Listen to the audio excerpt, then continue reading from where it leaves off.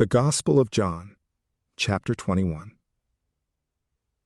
After these things, Jesus revealed himself again to the disciples at the Sea of Tiberias.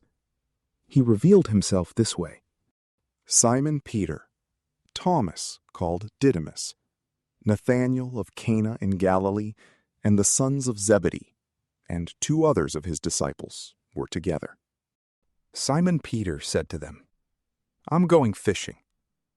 They told him, "We are also coming with you."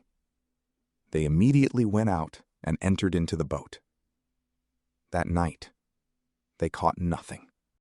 But when day had already come, Jesus stood on the beach. Yet the disciples didn't know that it was Jesus.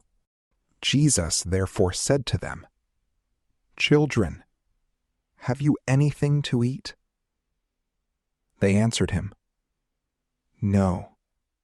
He said to them, "Cast the net on the right side of the boat, and you will find some."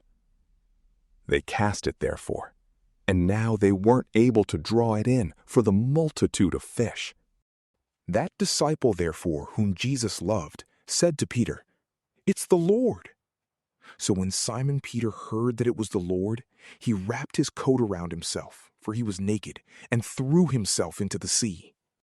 But the other disciples came in the little boat, for they were not far from the land, but about 200 cubits away, dragging the net full of fish. So when they got out on the land, they saw a fire of coals there, with fish and bread laid on it. Jesus said to them, "Bring some of the fish which you have just caught." Simon Peter went up and drew the net to land full of 153 great fish. Even though there were so many, the net wasn't torn. Jesus said to them, "Come and eat breakfast." None of the disciples dared inquire of him, "Who are you?" knowing that it was the Lord. Then Jesus came and took the bread, gave it to them, and the fish likewise. This is now the 3rd time that Jesus was revealed to his disciples after he had risen from the dead. So when they had eaten their breakfast, Jesus said to Simon Peter, "Simon, son of Jonah, do you love me more than these?" He said to him, "Yes, Lord, you know that I have affection for you." He said to him, "Feed my lambs." He said to him again a 2nd time, "Simon, son of Jonah, do you love me?" He said to him, "Yes, Lord, you know that I have affection for you." He said to him, "Tend my sheep." He said to him the 3rd time, "Simon, son of Jonah, do you have affection for me?" Peter was grieved because he asked him the 3rd time, "Do you have affection for me?"